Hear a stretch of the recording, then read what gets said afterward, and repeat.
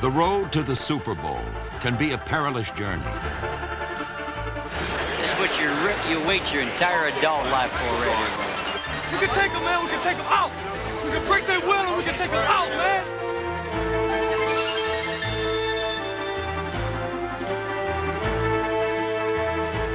Now get after the ball! Tattoo somebody!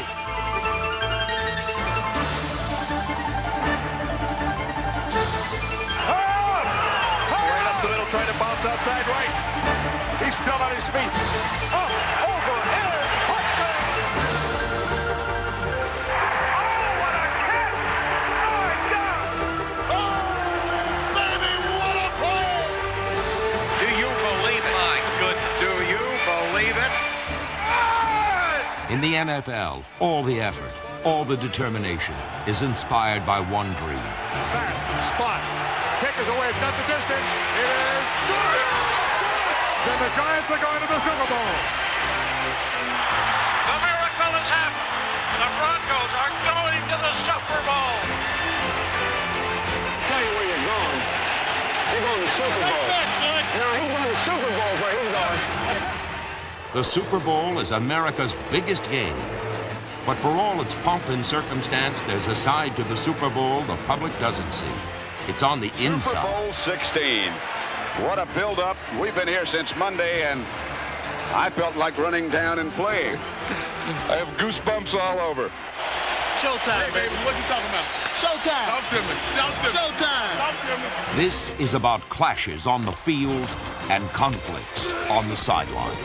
How come you're sending my guys out there and it still ain't over? We're going to mix it up just like we have. Don't come off this field telling us what to do. All right? It's the story of great teams and the thrill of victory, and also Rams and the agony of defeat. I tell you what, you guys want some more points. Don't try to run this up on us. They ain't raining. Come on, they gonna want some more. This is the ultimate inside look at the ultimate game. A game so big that even a war could not stop it. We want to be here because this is our country. We want to fight for it, and you know, our country is watching. Our country's taking care of us and making sure we get to see the Super Bowl. This is a part of America for us. This is the reason why we're here.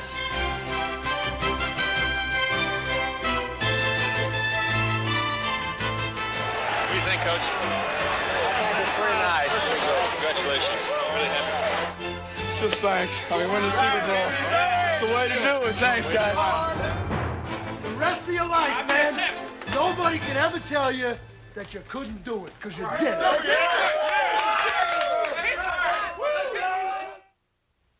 Hi, I'm Steve Sable.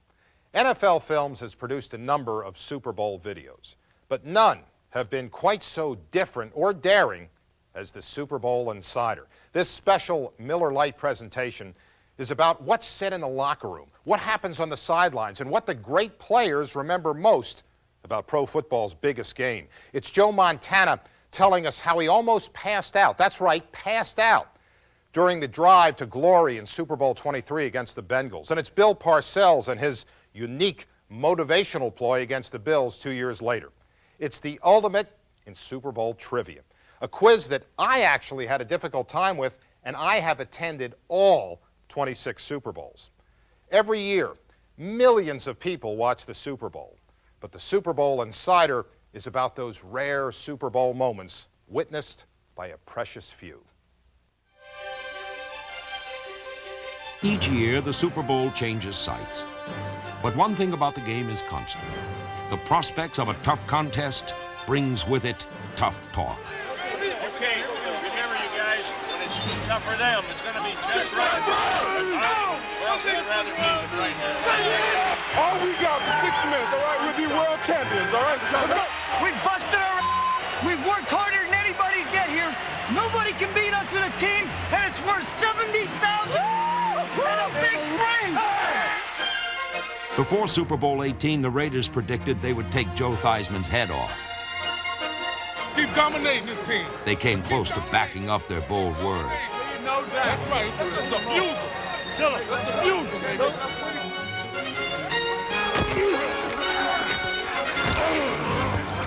But more often than not, loose lips can come back to haunt a Super Bowl team. Consider Super Bowl 26. The quiet, low-key Washington Redskins were a marked contrast to the cocky, strut-their-stuff Buffalo Bills. Pump it up, baby. We're gonna make history today. They ain't that good, man, if you keep playing. But it was what Bills assistant coach Chuck Dickerson said about Washington's offensive line before the game that did Buffalo the most harm. Dickerson described Washington's offensive line, known as the Hogs, as fat, sloppy, and old. Those comments got back to the Redskins. I think that, a few of the guys that were evidently named or what have you on our football team, they got excited and wanted to prove somebody wrong or whatever, or take, so I think that's what happened.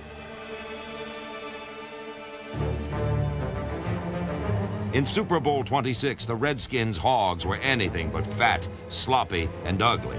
In fact, their blocking was a thing of beauty.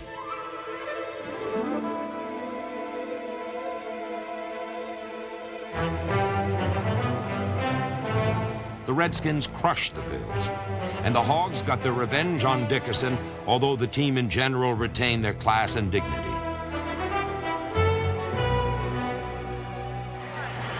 They shouldn't feel too bad. No. Hey, I understand it's a loss, but these guys have accomplished a lot in the last few years. We've accomplished a lot. We got our time coming. We got our time coming. That's right. Congratulations, man. Tough talk before a Super Bowl goes all the way back to 1966. The Kansas City Chiefs, the AFL champions, featured number 24, Freddie Williamson, known as the Hammer, for his questionable tackling methods.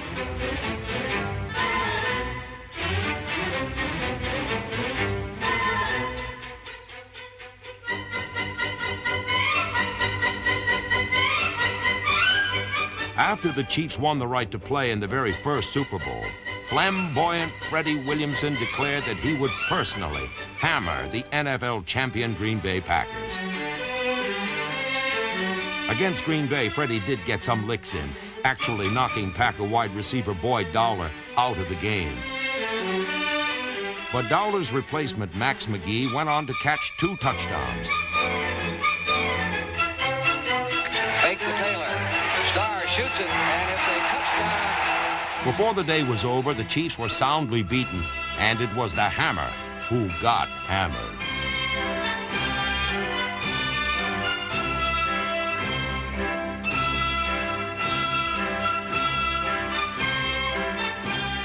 The hammer. You know who got hurt? The hammer. The hammer. They nailed the hammer. Hey, slap, the hammer got it. Really? Even Super Bowl braggers who win ultimately run into trouble. Take Kansas City head coach Hank Stram, who was wired for sound during his victory in Super Bowl IV. 65 toss power trap. 65 toss power trap. That might pop wide open, Rats. Running play coming to Garrett on a trap. Touchdown. Garrett scores. Yeah! The Minter. 65 toss power trap. Yeah! Yeah! I told you that, baby. Yes, sir, boys. Woo! They didn't know where Mike was. Didn't know where he was. They didn't know where to go. Yeah, Kosulki was running around there like it was a Chinese fire drill. They look like they're flat as hell. Well, what happened was the next year, the league opener for us was against Kansas City. And the Saturday night before the ball game, a new part of our game preparation was presented, and that was looking at the highlights film of the team last year. And so the first game we played was Kansas City, and there was the Kansas City highlight film, and there was Hank Stram running up and down the field saying it's a Chinese fire drill, and pounding his program in his hand and smiling, and his rug was blowing in the wind, his toupee, you know. Yeah, Kosulki was running around there like it was a Chinese fire drill. What happened was we looked at that, and it kind of just incensed everybody a little bit. We went out and we played them and we beat them, and as a result of that, every game after that year, we looked at the highlights film of the team we were playing the next day on Saturday night. During the next decade, it was the Chiefs who fell from grace, while the Vikings won 8 division titles. And very rarely did the Vikings resemble a Chinese fire drill. Chinese fire drill. Chinese fire drill. Chinese fire drill. Chinese fire drill.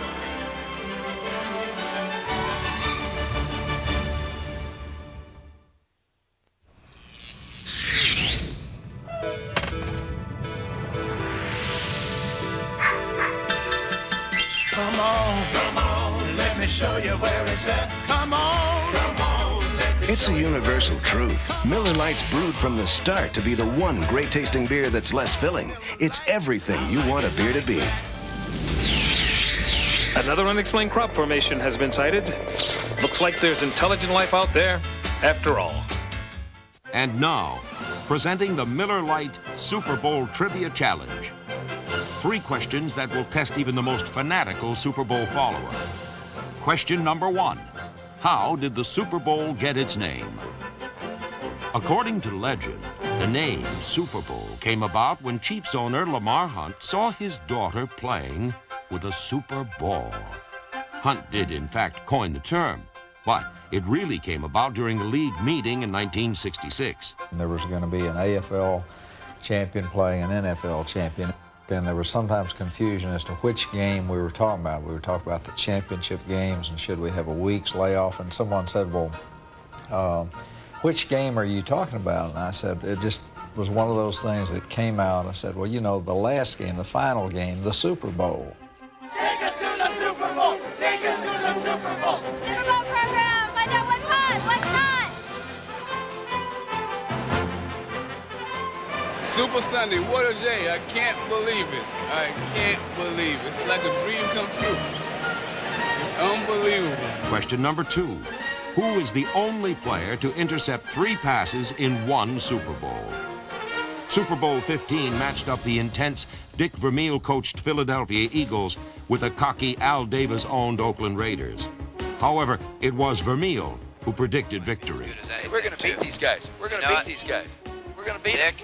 Yeah. Unfortunately for the Eagles, the scouting report of the Raiders' fine defense failed to detect the sneaky presence of a linebacker who was once a 12th-round draft pick.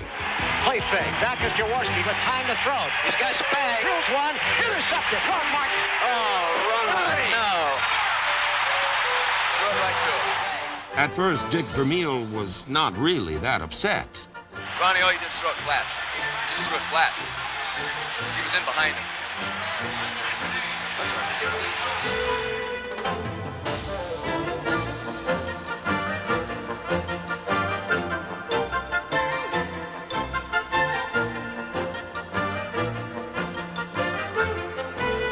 intercepted it. Okay, says Vermeil. Anybody can make a mistake. Or 2. We would like him to play to beat him. They really are, coverage-wise and everything else. Yeah. We'll get these guys. But by the time Rod Martin had picked off his 3rd pass... Oh, Ronnie! Damn it, complete the thing! Both the Eagles and Vermeil had lost it. Count them up. 3. That's right, 3 interceptions for Rod Martin. Question number 3. Who is the former NFL receiver whose only college or pro reception was a Super Bowl touchdown? Now, this is a tough one.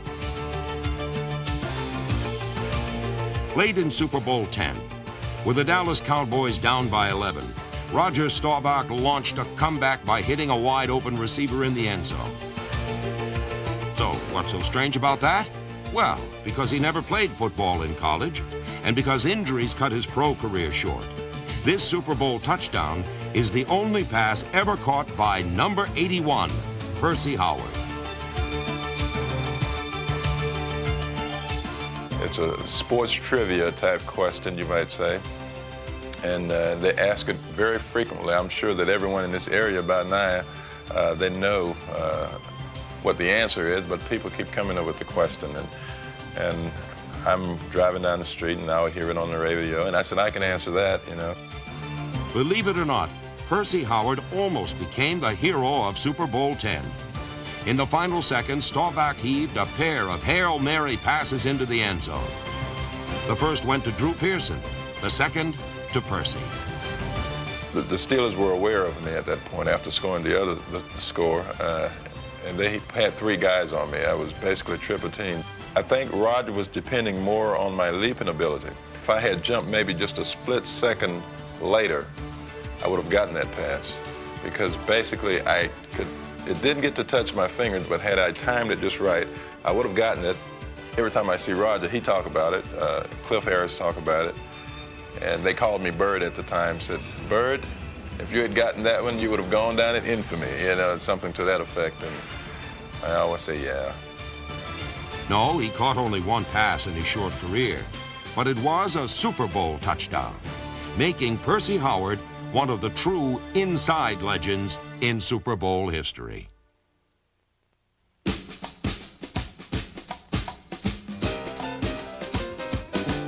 Come on, let me show you where it's at. If you're open to a beer brewed from the start, to be the one great tasting beer that's less filling, there's one beer to open. Come on, let me show you where it's at. Miller Lite, I like it like that. Miller Lite. It's everything you want a beer to be. Come on. For all those connected to a Super Bowl, game day preparation has many different faces. Such was the case with the 1990 New York Giants. During that season, Bill Parcells coached the Giants with his own brand of motivation that was often directed at offensive tackle Jumbo Elliott. See some power, Jumbo. Jumbo, I don't want you to get nervous, because that's not Michigan State down there. That's Philadelphia, okay, kid? Not Michigan State. I know if it was, you'd be real nervous. After their dramatic victory in the NFC Championship, Parcells decided to lean extra hard on Elliott in preparation for Super Bowl 25. One of the things that we tried to do was to put just a little bit more emphasis on John Elliott against Bruce Smith. And so, of course, I had Lawrence Taylor, who practiced on the same side as Elliott all during the course of practice. And I told Lawrence kind of a little bit before practice, why don't you try to stir Elliott up just a little bit, so give me the opportunity to make a point during practice. You know, he told me, so listen, why don't you stir up something with Jumbo, get him going, get him mad, get a fight with him. Well, I'm not gonna get in a fight with Jumbo. Hell, he's 325 pounds. But anyway, during practice, I started, mouthing out at him and getting him all riled up, and I'll beat him this way and I would beat him that way. And then once Jumbo got really teed off, he really mad. I mean, the guy got so mad he called me every name in the book. I actually thought he was going to kill me. Elliott said that, that Taylor was a jerk for doing that, and that gave me the opportunity to say, hey, John, maybe he's just worried about what you're going to do about Bruce Smith on Sunday. That last piece of motivation was enough to push Big Jumbo into the performance of a lifetime. Elliott totally dominated number 78, Bruce Smith, one of the NFL's great defenders, and the Giants pulled out an upset.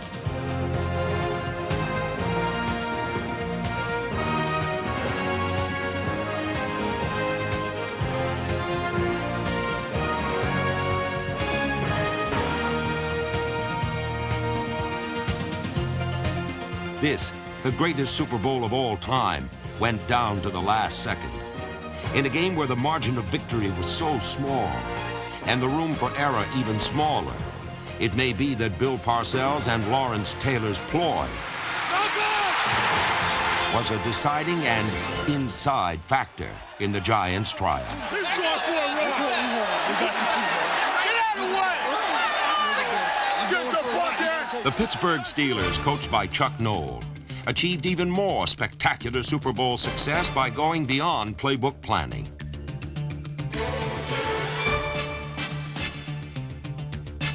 For instance, you could hardly call Lynn Swann's wonderfully choreographed catches in Super Bowl X plays that he practiced.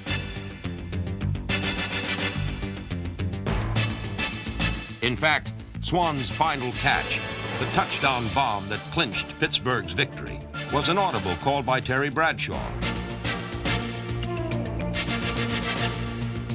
The Steeler quarterback has not forgotten the call, but he has no memory of the play that prematurely sent him to the locker room.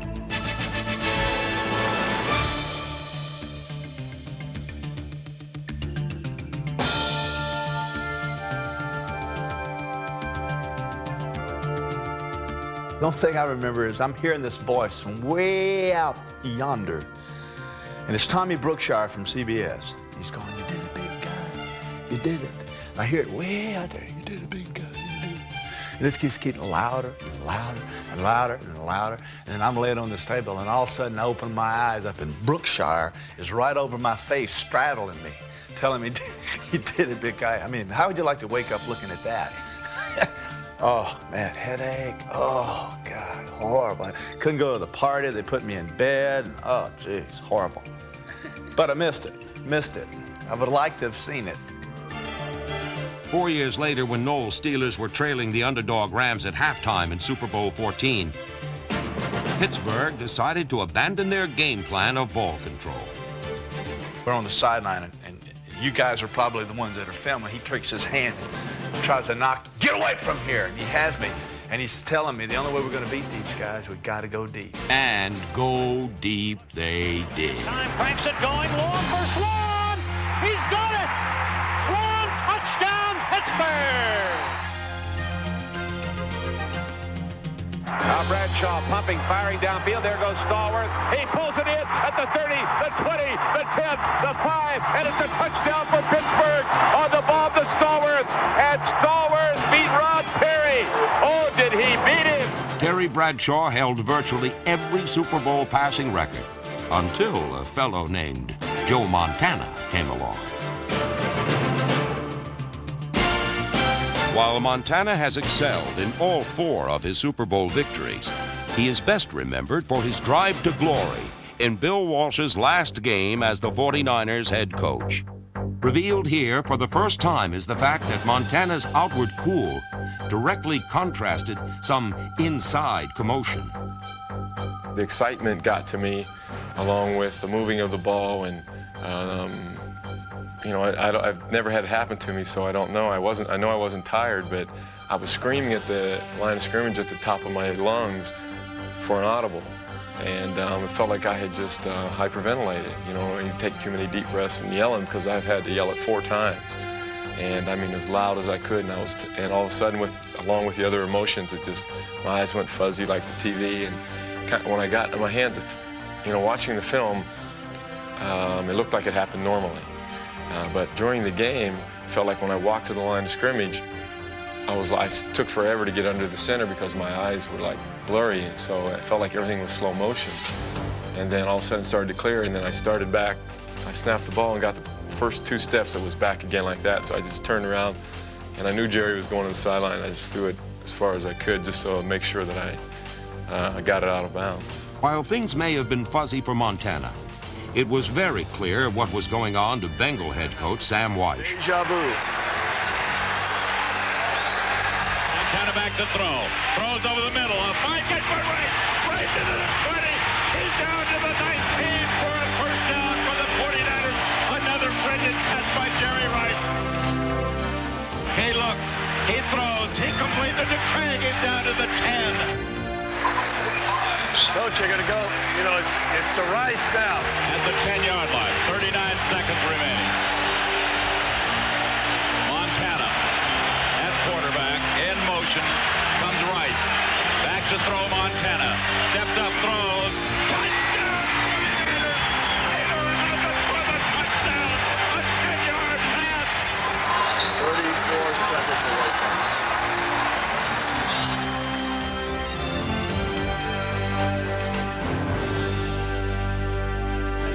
This is a tough moment in a way, because was this the final game on the sideline for a great coach, Bill Walsh?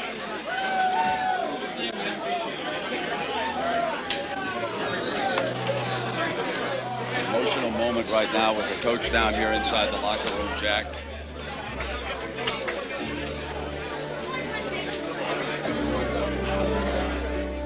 In the end, it is the deep, rarely revealed inside emotions that best personify the power of the Super Bowl. Unless you've been in one, it's like 100-fold. It's just unbelievable. I mean, the biggest game you've ever won, the most exciting game you've ever been in. It's the greatest feeling you can ever imagine. That's the greatest feeling in the world. That's what it's all about. You know, for this team, for this coach, for this owner, for this town, they'll never forget this day. Everybody sold out this week. Everybody. Damn, it's great, isn't it? You got it right. Number one, baby. What's up? It feels good, baby. Number one, baby. Woo! Number one, baby. We're the best in the world, man, for 1 year. Got one, home. Yeah, Got one. You got one, baby. Thank you, John. I appreciate it. Super Bowl 17, I started to cry when I called the last play, and I said, winning Super Bowl champion formation on 2, ready to break. And I get goosebumps thinking about it now. I don't think anybody can appreciate the emotion of that particular moment in an athlete's life when you are absolutely at the pinnacle of your career.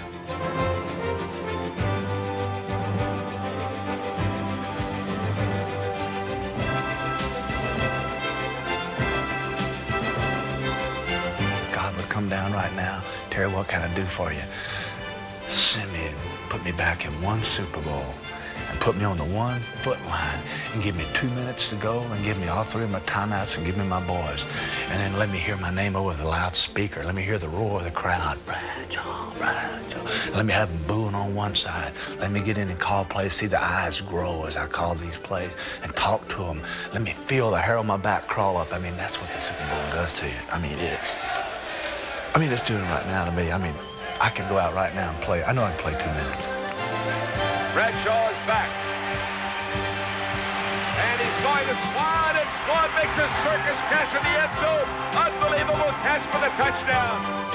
From Terry Bradshaw's Steelers to Mark Rippon's Redskins to Joe Montana's 49ers, the Super Bowl will always be a spectacular celebration seen by millions, but with some great inside moments witnessed by only a privileged few.